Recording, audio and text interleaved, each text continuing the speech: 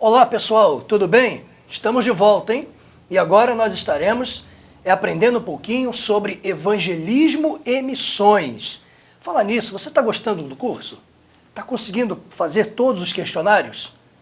Eu espero que sim, tá legal? Bem, pegue aí o seu módulo número 3 e abram-no na página de número 89. Nós vamos fazer aqui uma leitura dos temas que nós abordaremos, tá legal? Então vamos lá. Introdução será a nossa primeira aula. Depois vem princípios missiológicos, a nossa segunda aula. Capítulo 2 vem base bíblica de missões no Antigo Testamento.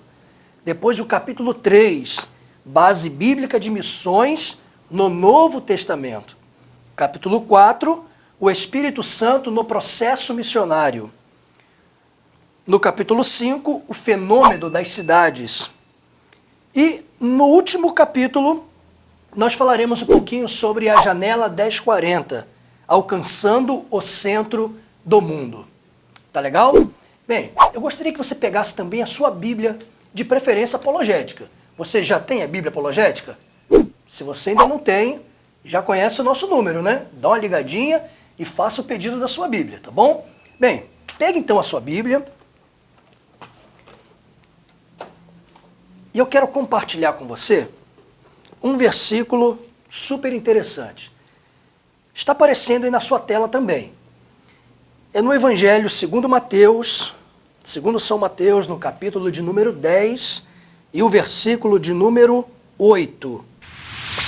E o texto diz assim: curai os enfermos, limpai os leprosos, ressuscitai os mortos, expulsai os demônios, de graça recebestes, de graça dai. Bacana esse versículo, né? Esta máxima, ensinada por Jesus aos seus discípulos, traduz a grande diferença do cristianismo diante de outras religiões. Essa é a grande diferença do cristianismo diante das outras religiões, né?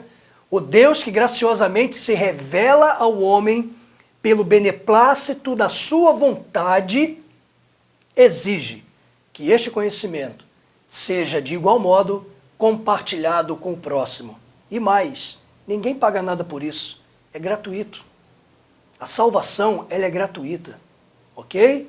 Escrevendo então à igreja de Éfeso, o apóstolo Paulo, o apóstolo dos gentios, melhor do que qualquer outro, entendeu que ao conhecermos o mistério da sua vontade por meio do amado, que é Jesus, isso deveria gerar em nós ações de amor altruístico e nunca um sentimento de egoísmo. Na frase do capítulo 1, do versículo 12, está escrito assim, tem essa frase: com o fim de sermos para o louvor da sua glória. Ele ensina que somos chamados para revelá-lo aos outros na dispensação da plenitude dos tempos. Lá no versículo 10 você encontra essa expressão. Este sentimento gerado na igreja primitiva de querer compartilhar este novo conhecimento com o próximo fez chegar o evangelho até nós. E é nisto que resulta a missão da igreja. A missão da igreja é fazer Deus conhecido do mundo. Essa é a principal missão da igreja. Se você observar, melhor dizendo, algum lugar que não esteja fazendo Cristo conhecido, tem alguma coisa errada. Porque o genuíno evangelho e a missão da igreja é revelar Deus, é tornar Deus conhecido de todos os homens. Ok? Daqui a pouquinho a gente volta com o próximo assunto no capítulo 1, ok? Um abraço.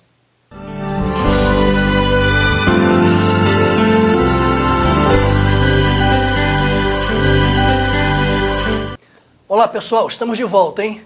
Pensa bem. Bíblia em mãos? Módulo também em suas mãos? Legal, então vamos aí para essa segunda aula que vai falar acerca dos princípios missiológicos. Tá legal? Muito bem. Bem, como toda matéria teológica, missiologia deve estar embasada na inerrante palavra de Deus, na Bíblia Sagrada.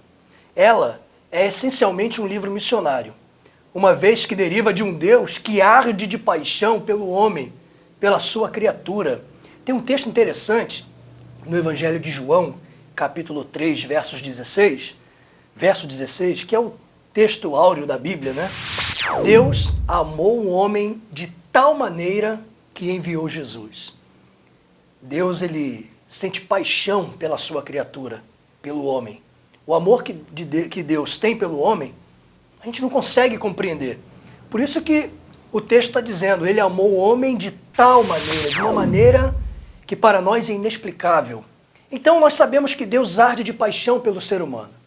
Na verdade, esse amor gera um caráter interessante em Deus, porque o próprio caráter de Deus é missionário. Vendo o homem se perder, Deus envia Jesus como o missionário principal. Depois a gente vai aprender um pouquinho sobre isso. Pois bem, o próprio caráter de Deus é missionário. Portanto, da mesma forma como a Trindade, como o juízo, a natureza de Deus e outras matérias que a gente tem aprendido no nosso curso de teologia, missiologia também é uma doutrina bíblica e que deve ser crida e ensinada no contexto evangélico. Missiologia deve ocupar nossas mentes, nosso coração e o nosso tempo. Deve ocupar a nossa mente porque nós devemos estudá-la. Deve ocupar o nosso coração porque devemos amá-la. E deve ocupar o nosso tempo porque devemos praticá-la. Pensa nisso. Tá legal? Bem, dentro dessa matéria nós veremos alguns pontos principais, básicos, para que essa matéria tenha um sentido interessante. Tá bom? Então vejamos alguns pontos fundamentais deste aprendizado. O palco de missões, está aí aparecendo na sua tela. Palco de missões. Bem, nós sabemos hoje que tem milhões e milhões de estrelas, muitos planetas. E olha só que interessante. Diante de tudo isso, desse universo vasto, Deus escolhe a Terra para ser o palco de missões. O planeta Terra, a nossa Terra, é o palco de missões. Observem na sua telinha, mas também na sua Bíblia, em João 3, o verso 16 e 17. Observe aí. Vamos ler o 17 primeiro. Diz assim, porque Deus enviou o seu Filho ao mundo. Aí está aparecendo sublinhado, e entre parênteses está aí planeta. Esse mundo significa planeta, entende-se como planeta. Então Deus envia o seu Filho ao mundo, ao planeta, à nossa Terra. Esse é o palco de missões. Tá legal? Também tem outro ponto fundamental. O alvo de missões. Se tem um palco, tem um objetivo, tem um alvo. Qual é esse alvo? A quem foi dirigida essa mensagem? Observe novamente aí na telinha ou na sua Bíblia. Agora sim, o versículo de número 16 do Evangelho segundo João, no capítulo 3. E aí nós vamos fazer uma leitura completa para finalizar, tá legal? Diz assim, porque Deus amou o mundo de tal maneira que deu o seu Filho unigênito, para que todo aquele que nele crê não pereça, mas tenha a vida eterna. Porque Deus enviou o seu Filho ao mundo, não para que condenasse o mundo, mas para que o mundo fosse salvo por ele. Olha só que versículo interessante. Bem, na primeira parte do versículo, nós descobrimos então o alvo de missões. E está escrito aí, ó, porque Deus amou o mundo. Nesse caso, traduz-se mundo por pessoas. Deus amou as pessoas de uma forma tão grande, tão interessante, que enviou Jesus para que todo aquele que nele cresce não perecesse, mas que tivesse a vida eterna. Ok? Então nós aprendemos nessa aula princípios missionários, princípios missiológicos, melhor dizendo. São dois. O palco de missões, que é a terra, e o alvo de missões, que é o homem. ok? Não saia daí, que tem mais estudo sobre evangelismo e missões.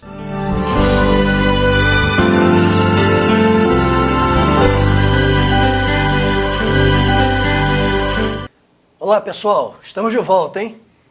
Você está me vendo sempre com a Bíblia em mãos, né? A Bíblia apologética, é a Bíblia que a gente usa. É interessante que você, ao estudar essa matéria e outras matérias teológicas, esteja sempre com a sua Bíblia em mãos. A palavra de Deus. Porque tudo aquilo que a gente falar, que a gente disser, deve ser consultado e comprovado aqui na palavra de Deus. Ok? Então pegue a sua Bíblia, porque nós vamos usá-la agora também. Tá legal? Bem, a aula desse momento, essa aula que a gente vai ministrar agora, vai falar sobre base bíblica de missões no Antigo Testamento. E nós temos aí Israel como nação missionária. Uma das bases é essa, uma das primeiras bases, né, de missões no Antigo Testamento é tendo Israel como nação missionária.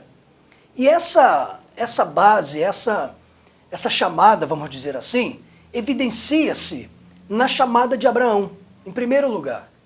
Pega aí na sua Bíblia o livro de Gênesis, capítulo de número 12, versos 1, 2 e 3. Está aparecendo também aí no seu vídeo. Mas se você quiser pegar a Bíblia, é até interessante que você vai treinando. O livro de Gênesis é o livro mais fácil de se achar na Bíblia, correto? Gênesis e Apocalipse. O primeiro livro, Gênesis, o último livro, Apocalipse. Então é super fácil, você vai encontrar rapidinho. Está escrito assim: Ora, o Senhor disse a Abrão, sai-te da tua terra, da tua parentela e da casa de teu pai, para a terra que eu te mostrarei. E far-te-ei uma grande nação, e abençoar-te-ei, e engrandecerei o teu nome, e tu serás uma bênção. E abençoarei os que te abençoarem, e amaldiçoarei os que te amaldiçoarem. Em ti serão benditas todas as famílias da terra. Olha que texto interessante. Interessante e fundamental para provar que Deus sempre manteve sua visão para toda a raça humana. O verso 3, a última frase do verso 3 diz que em ti serão benditas não apenas Israel, mas todas as famílias da terra. Deus chama Abraão, promete fazer dele uma grande nação, e por meio desta nação, todas as demais seriam alvo do seu amor. O velho Abraão, então, passa assim a ser o pai das missões transculturais. E este seu chamado, esta sua vocação missionária, é estendida a seus descendentes, como Isaque, Jacó, José, até alcançar o Messias, o filho de Abraão, filho de Davi, o Salvador do mundo. Ok? Bem, dentro então de base bíblica de missões no Antigo Testamento, nós temos Israel como nação missionária. E isso evidencia-se, primeiro, na chamada de Abraão. Segundo, vocação sacerdotal. Observe aí na sua telinha, ou então abra a sua Bíblia, no livro do Êxodo, capítulo de número 19, Êxodo 19, versos 5 e 6. Também está aparecendo em sua tela. Diz assim: Agora, pois, se diligentemente ouvirdes a minha voz e guardardes a minha aliança, então sereis a minha propriedade peculiar dentre todos os povos, porque toda a terra é minha. E vós me sereis um reino sacerdotal e o povo santo. Estas são as palavras que falarás aos filhos de Israel. Então nós vemos aí a vocação sacerdotal do povo de Israel. Lógico que era uma vocação condicionada. O povo deveria fazer algo, o povo deveria manter-se fiel. Mas o propósito de Deus era esse: fazer com que o povo fosse um reino sacerdotal. Ok? Bem, nós temos também essa evidência através dos líderes históricos, através da vida e das palavras de diversos personagens. Um exemplo dele é o Davi.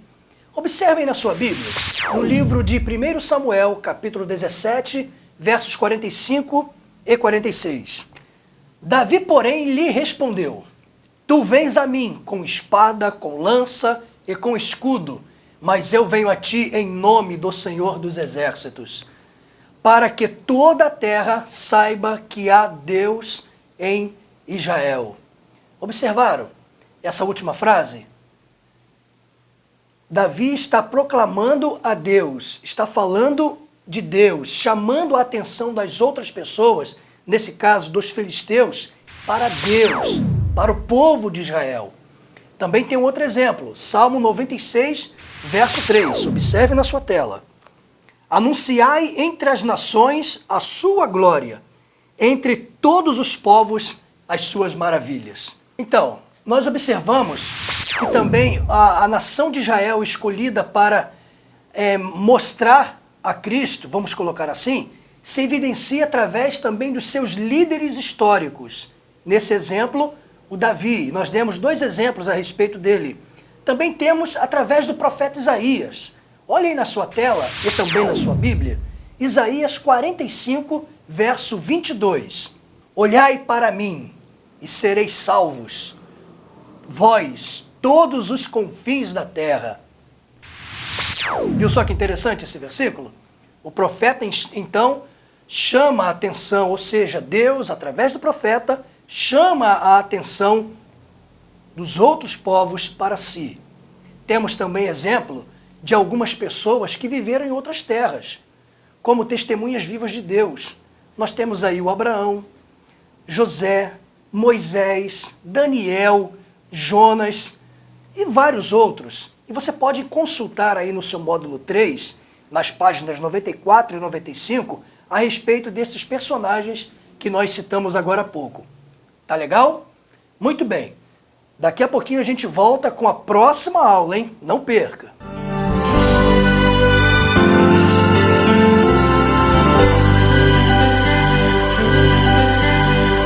Bem, pessoal, estamos aqui de volta, hein? Bem, na aula passada nós falamos sobre base bíblica de missões no Antigo Testamento.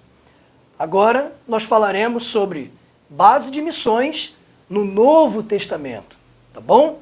Agora a compreensão bíblica do plano universal de Deus para as nações fica mais clara, porque a partir daqui é a igreja que será chamada para executar a grande missão de Deus, a Missio Dei na terra.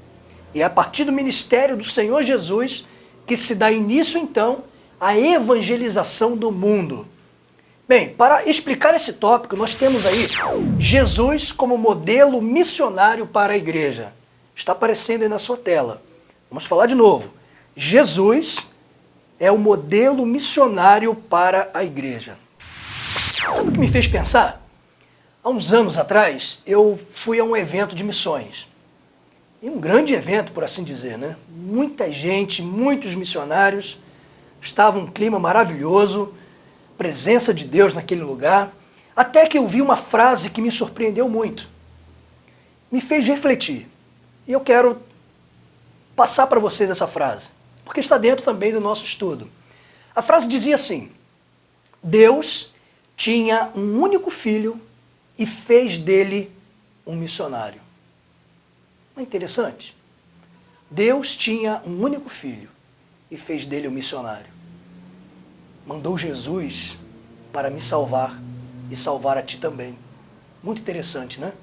Então, Jesus, ele é o modelo missionário para a igreja. Se quisermos fazer missões bem, se quisermos evangelizar bem, deveremos então olhar para Jesus e observar o seu modelo e imitar o mestre. Ok? Tem um versículo na palavra de Deus que eu gostaria que você observasse. Lucas 4:43. Observe lá. Também está aparecendo na sua telinha, como nós falamos. Fala assim: é necessário que também às outras nações, às outras cidades, digo, eu anuncio o evangelho do reino de Deus, porque para isso é que fui enviado. Lucas 4:43. Sabe o que isso significa? É que Jesus rompeu uma grande barreira para que fosse um missionário por excelência. Jesus rompeu a barreira geográfica. Jesus não se deteve apenas em um determinado lugar, em um determinado espaço. Ele teve que romper essas barreiras para que pudesse levar a mensagem de Deus para outras pessoas também. E algo muito interessante é que, a fim de Jesus ser esse modelo, a fim de que fosse de fato um modelo 10 para nós, Jesus rompeu algumas barreiras que até então eram inimagináveis à mentalidade judaica. Na mentalidade judaica, digo. Ele rompeu barreiras geográficas, nós acabamos de ler. Ele rompeu barreiras sociais, e eu quero que você observe na sua tela, ou então pegue a sua Bíblia e dê uma olhadinha nesses versículos que nós estaremos lendo agora, tá bom? Mateus 27:57.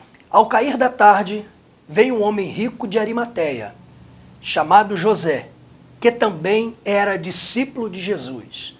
Vamos ler os versículos, depois a gente faz um comentário, tá bom? Outro versículo, Lucas 7:36. Um dos fariseus convidou-o para comer com ele, e entrando em casa do fariseu, reclinou-se à mesa. Está no Evangelho de Lucas 7:36. Nesses dois exemplos bíblicos que citamos, observe aí que está grafado aí, está sublinhado. No primeiro versículo, um homem rico. Eu já ouvi algumas pessoas dizendo que Jesus veio para os pobres, só para os pobres, e só os pobres, e por isso que a igreja está cheia, porque tem muito pobre. Nada a ver. A Bíblia mesmo relata que Jesus se importava com os pobres, sim, mas também se importava com os ricos. Jesus rompeu barreiras sociais. Pensa bem. O outro versículo que lemos também está grafado aí na telinha, observe só. E entrando em casa do fariseu. Observe que Jesus, ele não apenas se restringiu a ir a alguns lugares só, mas ele foi a determinados lugares que muitos não iriam. Nesse caso, Jesus entra na casa de um fariseu e come em sua mesa junto com ele. É interessante, né? Veremos agora outros exemplos em que Jesus rompeu. Mateus 8, versículo 28. Observem na sua Bíblia, tendo ele chegado do outro lado, a terra dos Gadarenos, saíram-lhe ao encontro 2 endemoniados, vindo dos sepulcros. Observaram aí na sua telinha que eu grifei 2 endemoniados? Pensa bem, para romper barreiras sociais, Jesus pregou aos ricos, Jesus entrou na casa de um fariseu e se alimentou com ele. Jesus libertou 2 endemoniados. Jesus não os desprezou. Jesus os recebeu e os libertou. E agora um outro exemplo também. Mateus 9:35. Vamos lá, já está até aqui, ó. Super fácil de achar. Mateus 9:35 diz o seguinte: e percorria Jesus todas as cidades e aldeias, ensinando nas sinagogas, pregando o evangelho do reino e curando toda sorte de doenças e enfermidades. Observaram nesse versículo que eu grifei também aí uma palavrinha. E percorria Jesus todas as cidades e aldeias, ensinando, pregando o evangelho do reino, curando toda sorte de enfermidades e doenças. Pensa bem, meu irmão. Jesus, como exemplo missionário, ele rompeu barreiras geográficas, rompeu barreiras sociais. Eu não sei como é você, não sei qual é o seu propósito, mas acredito eu que todo aquele que também estuda teologia, que está fazendo um curso como este, ministrado pela nossa faculdade, também tem o interesse de ser um líder. Acredito que você tem a chamada, ou talvez algumas pessoas não tenham a chamada e só estudam porque querem aprender mais. Mas sim, para você que tem a chamada para liderar pessoas amanhã ou depois, quero deixar um exemplozinho para você, quero deixar uma palavra para você. Antes de passarmos para o próximo tópico, ame as pessoas. Se interesse pelos seres humanos. Nós vivemos em um século onde as pessoas estão se importando muito com os fazeres humanos, em detrimento dos seres humanos. Jesus, para satisfazer os seres humanos, para alcançar os seres humanos, ele destituiu-se dos prazeres ou dos fazeres humanos. Jesus rompeu barreiras para alcançar uma alma. Que você siga também o exemplo do nosso mestre. Assim como eu também quero seguir o exemplo do nosso mestre, que é e que foi um missionário por excelência. Ok? Muito bem. Diante desse assunto que nós estamos tratando, que é a base de missões no Novo Testamento, nós temos o propósito da igreja. Está aí aparecendo no seu vídeo. O propósito da igreja. Para que a igreja, irmãos, desempenhe no mundo o seu papel principal, é necessário que ela compreenda claramente sua vocação. Qual é o seu papel? O que ela desempenha? O que uma igreja faz? O que é uma igreja? Para que ela desempenhe bem o seu papel principal, é necessário a compreensão exata de sua vocação. O Senhor Jesus é o motivo supremo e também a autoridade que nos manda pescar homens para Ele. Observe só um texto que está aparecendo aí em seu vídeo. Mateus 4,19. Olha só que interessante essa palavra. Diz assim: vinde após mim, e eu vos farei pescadores de homens. Observaram? Nós grifamos também aí.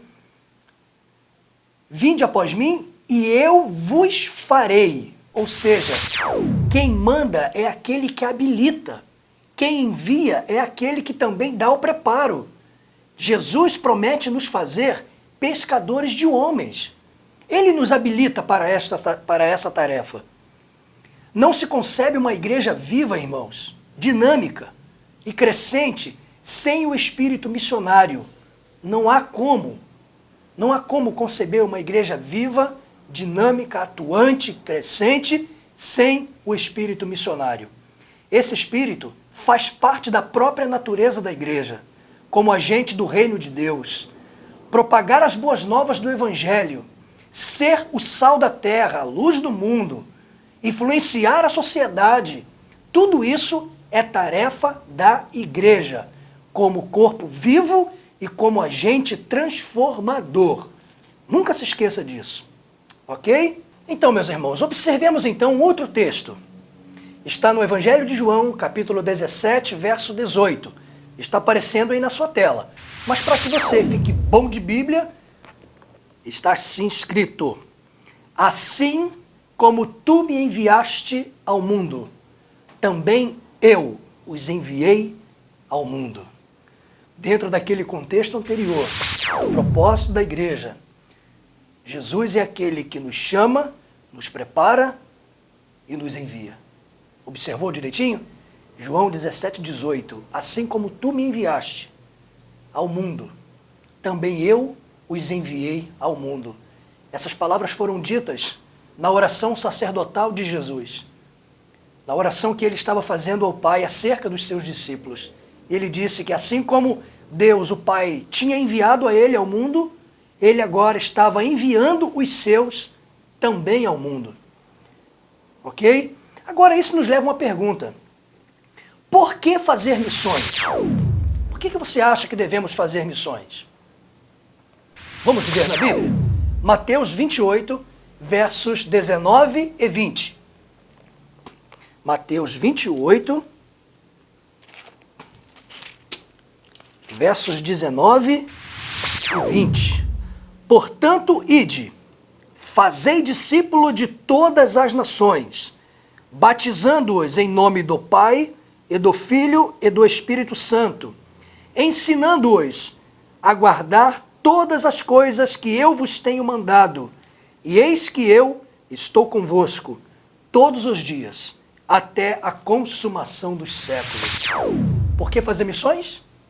Porque é um mandamento de Cristo. Correto? 2. Porque é um meio de se chegar à fé e de expandir a igreja. Observe aí em Romanos, capítulo 10, do verso 13 ao verso 15. Vamos ver esse versículo? Está aparecendo também na sua tela. Porque todo aquele que invocar o nome do Senhor será salvo. Como, pois, invocarão aquele em quem não creram? E como crerão naquele de quem não ouviram? E como ouvirão, se não há quem pregue? E como pregarão, se não forem enviados? Como está escrito, quão formosos são os pés dos que anunciam o evangelho de paz, dos que trazem alegres novas de boas coisas. Então, a Bíblia diz que os que invocarem o nome do Senhor serão salvos. Mas diz também que para alguém invocar o nome do Senhor, precisa primeiro crer. E para que alguém creia, precisa primeiro ouvir. E para alguém ouvir, é preciso haver quem pregue. E para haver quem pregue, é preciso haver quem envie. Não é interessante? Então, aí está a cadeia da evangelização e da obra missionária. Na base dessa cadeia está o nosso Senhor Deus, que enviou o Senhor Jesus, que enviou a sua igreja e que envia os seus pregadores. Ok? Bacana essa aula? Muito bem, olha só, não saia daí, porque ainda tem mais aula. E não guarde a sua Bíblia, hein? Use-a, daqui a pouquinho a gente volta.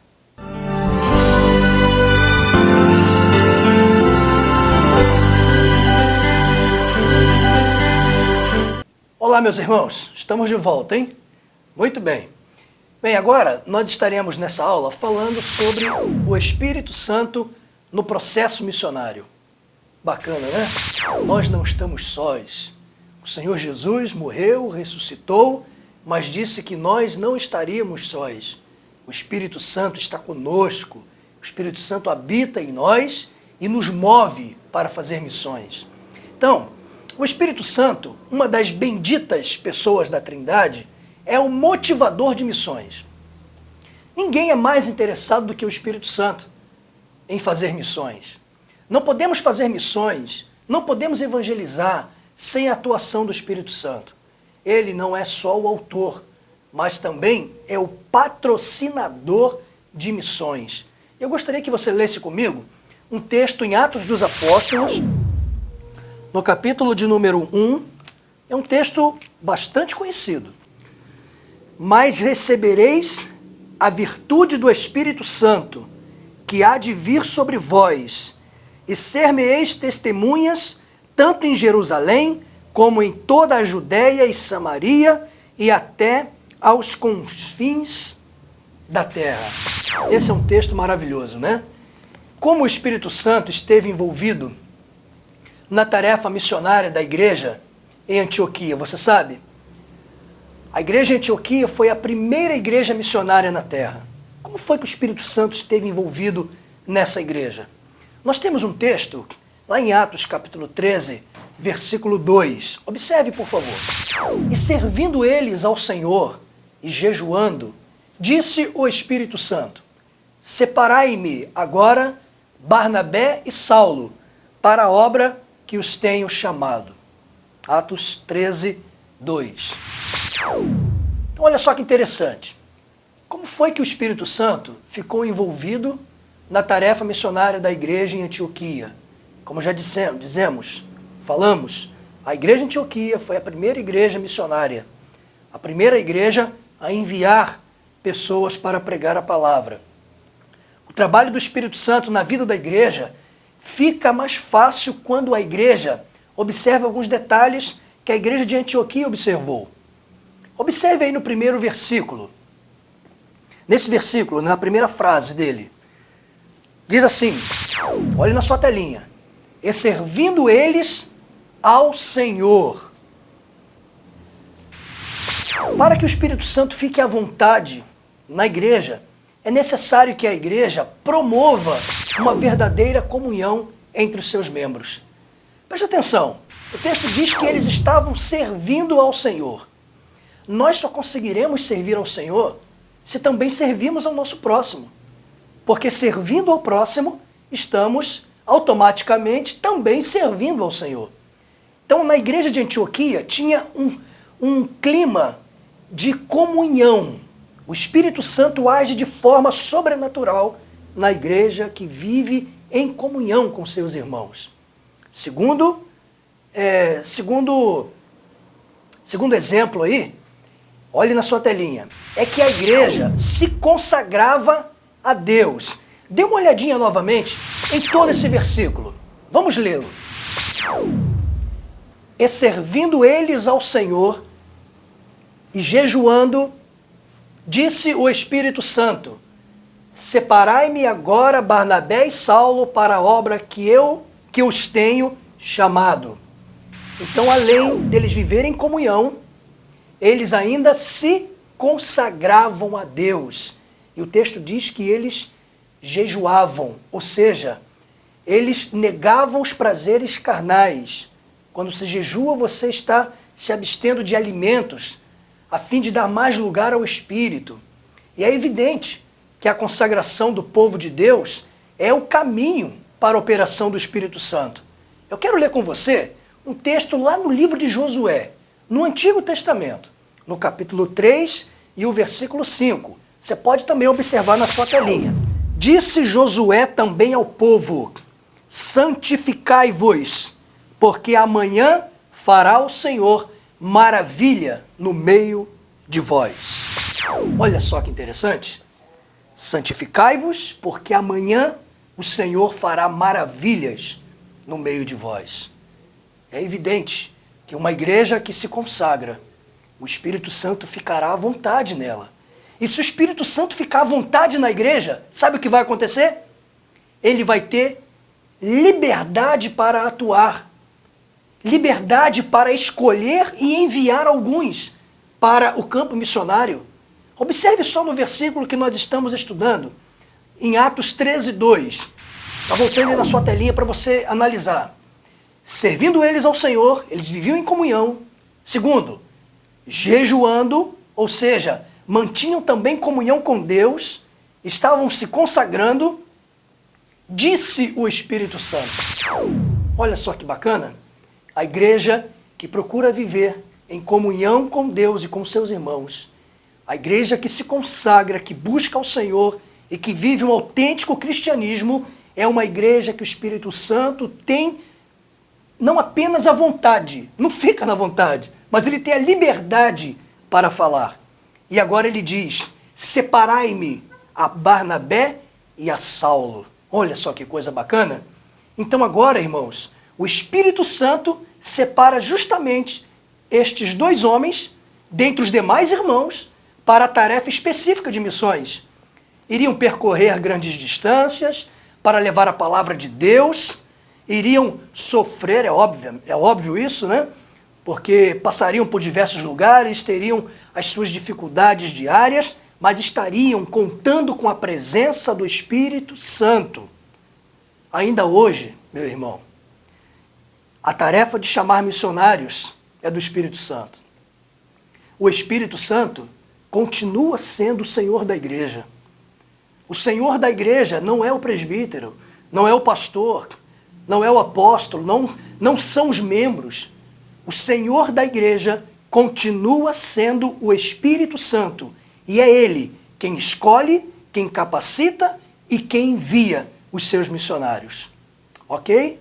Na próxima aula, então, nós estaremos dando continuidade, mas agora em outro tema. Ok? Não saia daí. Deus te abençoe.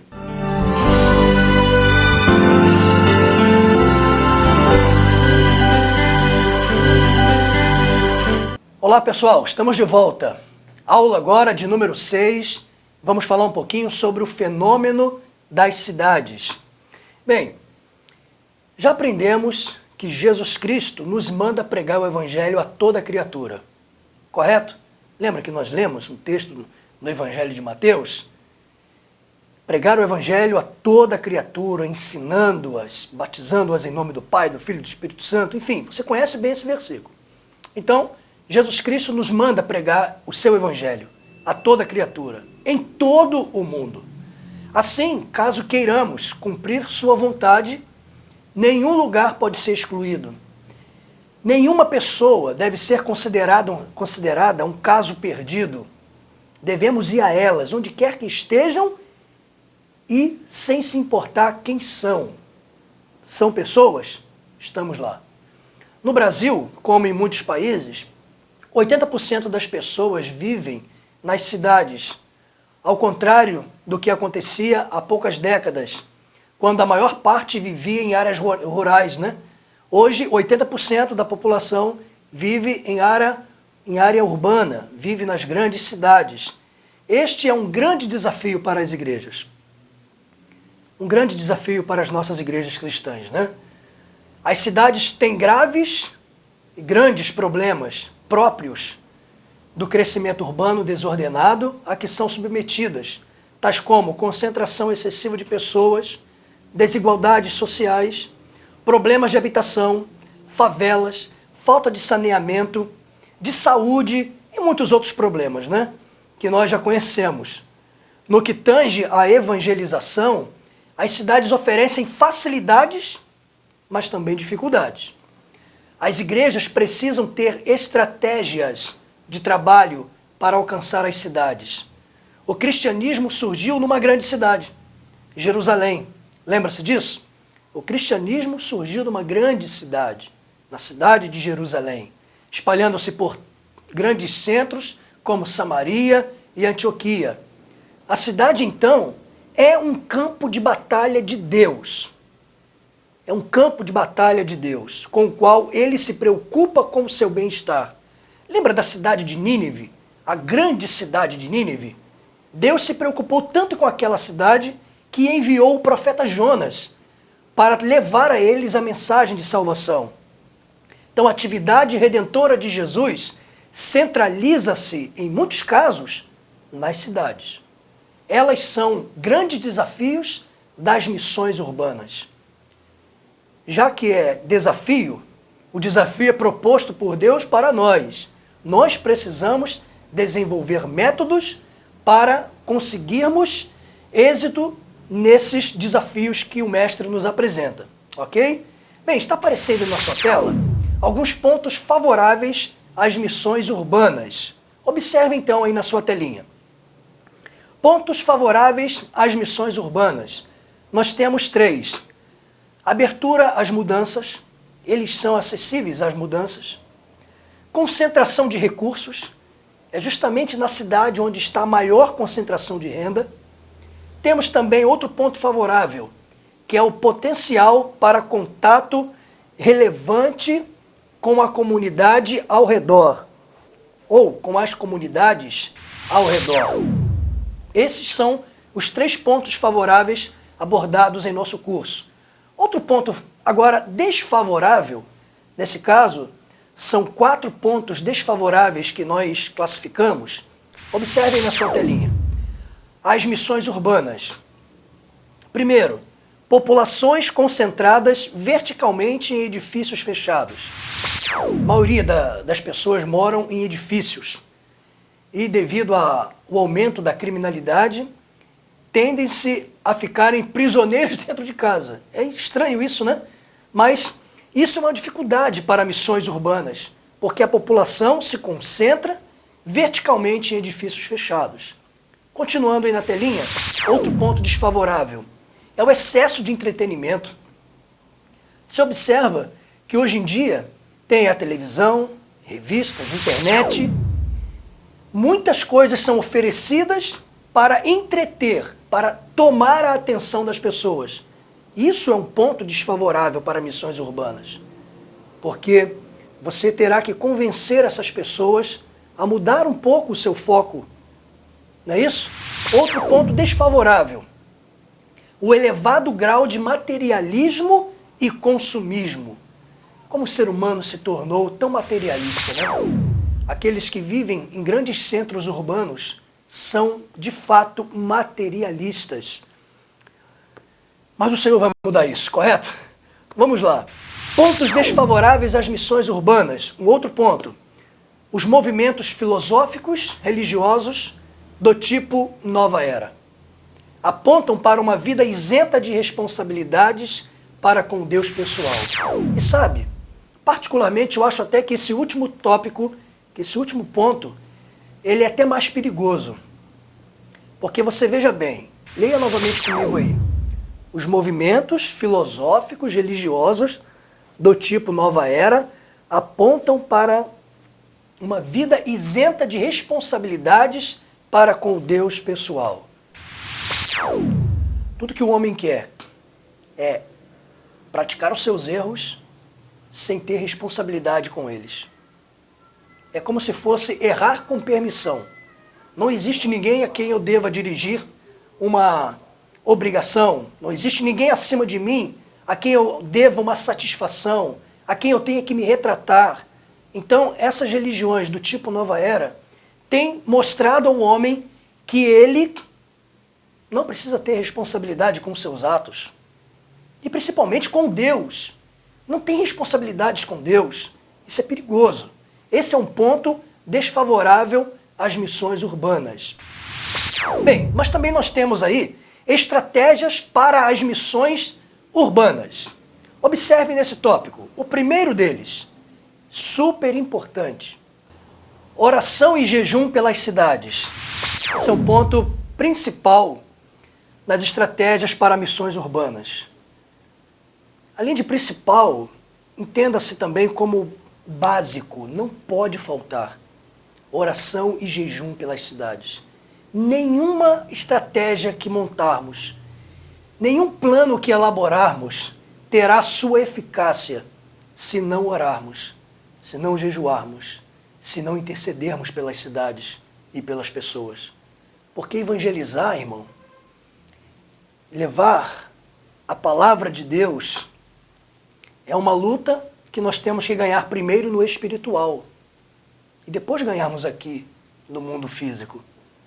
Então não se faz missões, não se faz evangelismo sem oração, sem consagração, sem uma verdadeira busca e entrega ao Senhor.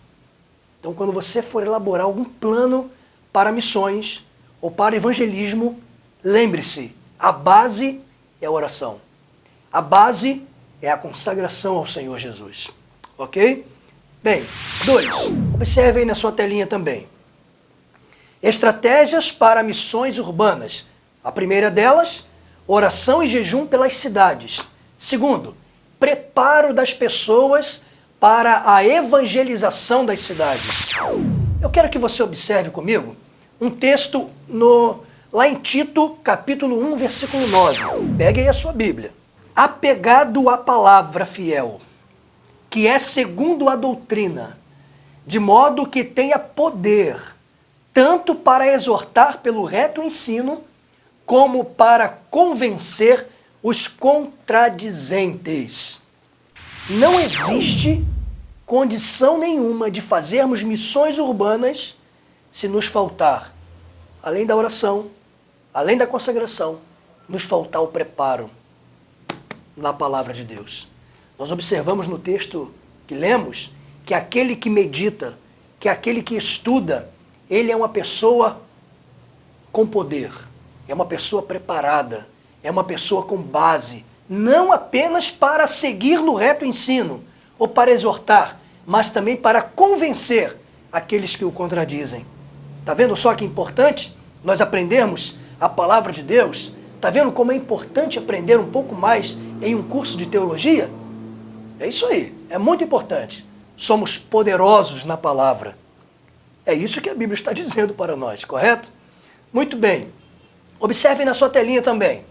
Estratégias para missões urbanas. Nós temos o primeiro, recapitulando, oração e jejum pelas cidades. 2, preparo das pessoas para a evangelização das cidades. E 3, planejamento da evangelização. super importante. Então, observe aí direitinho. Planejamento da evangelização.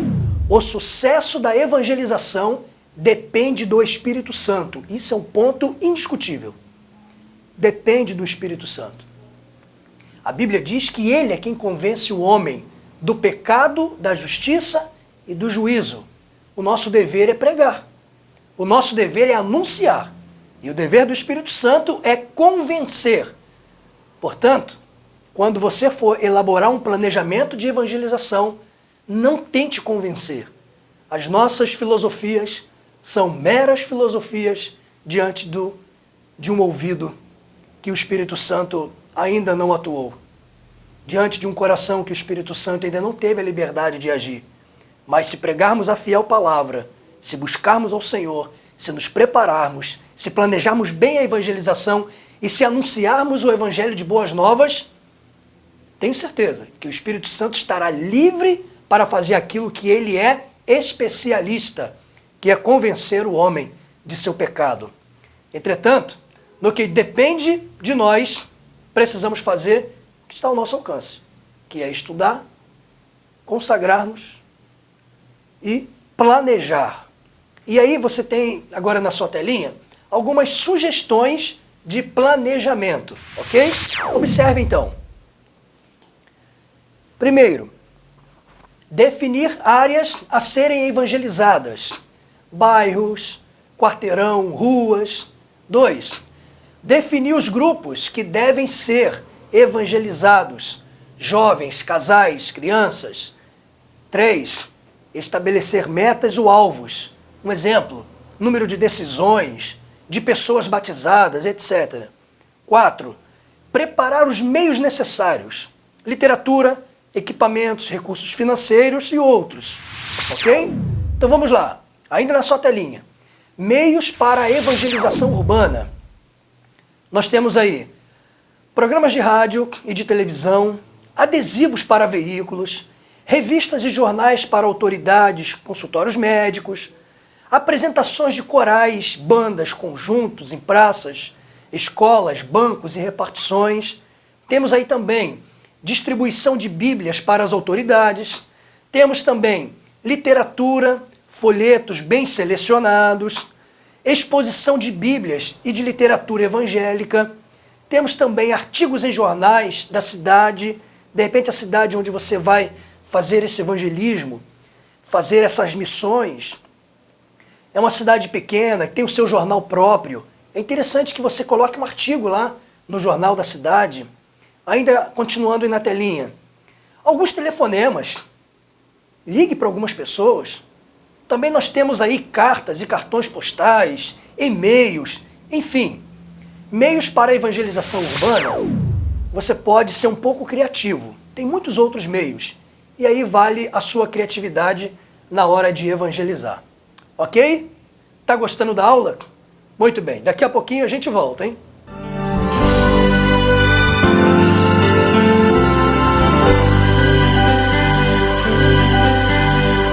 Olá pessoal, estamos de volta, hein? Vamos lá. Como diz o pastor Antônio, chega de moleza, hein? De repente você saiu, tomou um refrigerante, um suco, mas vamos lá, vamos estudando. Essa é a última aula e nós vamos falar sobre a janela 1040. Eu quero apenas fazer uma lembrança a vocês, o seguinte. As aulas que nós temos aqui, nós temos que às vezes encurtar muita coisa, né? A gente tem às vezes que, como é que eu posso dizer? Diminuir mesmo bastante conteúdo. Então eu quero que você observe no módulo, estude o módulo, mas estude com dedicação mesmo. Assista a aula, volte. Depois que fizer isso, responda o questionário tranquilamente, faça as avaliações e envie para nós, através de carta ou através do e-mail. Mas nunca se esqueça, procure enviar os 4 questionários mais a avaliação de cada módulo, tá bom? Isso facilita a correção e facilita o nosso trabalho também. Além de criar também um hábito em você de organizar legal os seus estudos. Tá bom assim? Então lembrando, aqui nós sintetizamos muito as explicações. Uma explicação mais detalhada você observa no módulo. Tá legal? Então vamos lá. Janela 1040. Você já ouviu falar na janela 1040? Nunca ouviu falar? Então, você sabia que é no centro do mundo, é que vive um expressivo número de povos não alcançados? Num espaço comparado a uma janela mesmo, uma janela retangular, identificado como janela 1040. É lá que vive um expressivo número de pessoas que ainda não foram alcançadas pelo Evangelho. Você sabia disso? Não? Então, observe aí no mapa que está aparecendo em seu vídeo. E esse retângulo, tem um retângulo aí, isso aí é chamada janela 1040. Essa região, observe bem direitinho, essa região específica antes era conhecida como cinturão de resistência. Refere-se à área delimitada pelas linhas imaginárias dos paralelos que passam a longitude 10 e a latitude 40, acima da linha do Equador. É uma faixa de terras cobrindo o oeste e o norte da África, o Oriente Médio, a Índia, a China, o Japão e as ilhas do Pacífico. E é justamente nessa área que vivem cerca de 95% dos povos não alcançados do mundo.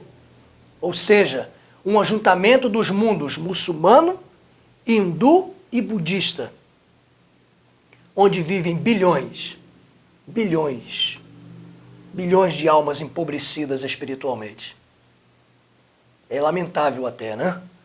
Lá vivem bilhões e bilhões de almas que ainda não conhecem o Senhor Jesus, que ainda não têm o prazer de servir e de amar o Senhor Jesus.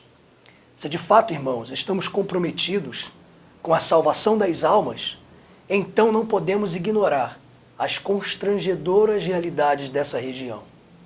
A janela 1040 nos confronta com importantes considerações. E eu gostaria que você observasse aí na sua telinha essas considerações. Primeira, o significado histórico e bíblico. E lá no seu módulo número 3, você vai acompanhar ali um argumento.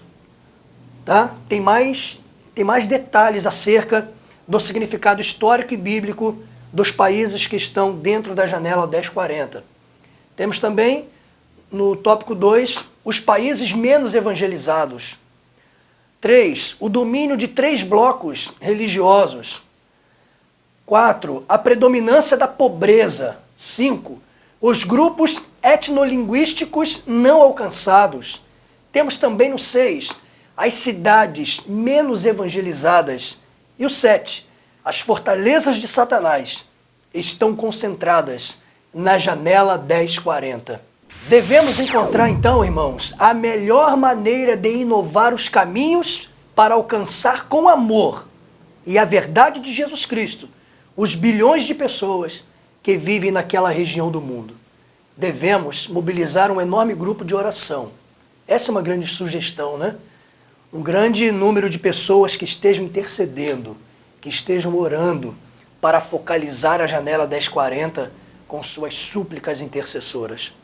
Que Deus nos encha de intrepidez, que Deus nos encha de sabedoria, que Deus nos encha de energia para assumirmos a nossa parte neste grande desafio que é ministrar a palavra, que é levar Jesus para aquelas pessoas que estão dentro dessa janela 1040. Eu espero que você seja uma dessas pessoas que vai se mobilizar para orar e, dentro do possível, ajudar de alguma forma a levar o Evangelho a essas pessoas que estão sofrendo. Ok? Deus te abençoe. Daqui a pouquinho nós voltaremos então com uma conclusão da nossa matéria.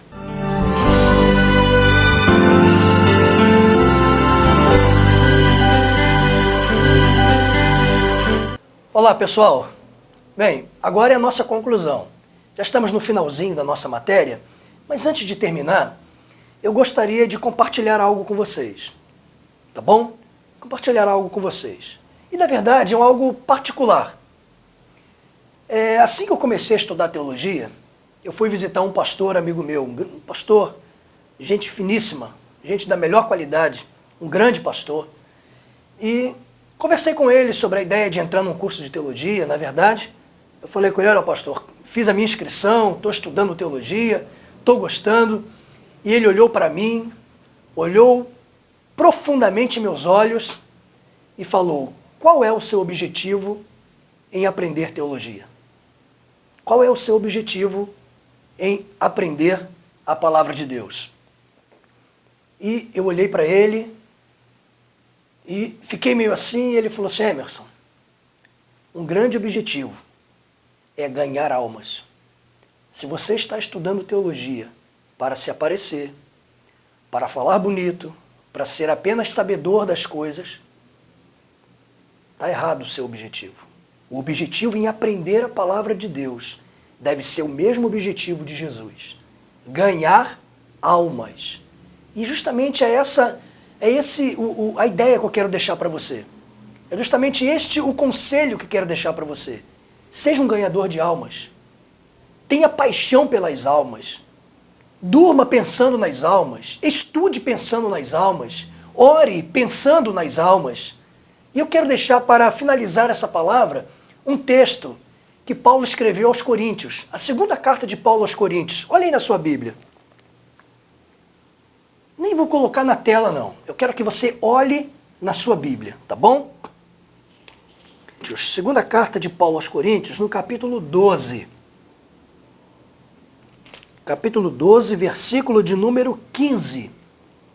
Então diz assim, eu, de muito boa vontade, gastarei, e me deixarei gastar pelas vossas almas, ainda que, amando-vos cada vez mais, seja menos amado. Coração de um missionário, coração de um evangelista, coração de um pastor. Eu, de muito boa vontade, gastarei e me deixarei gastar pelas vossas almas.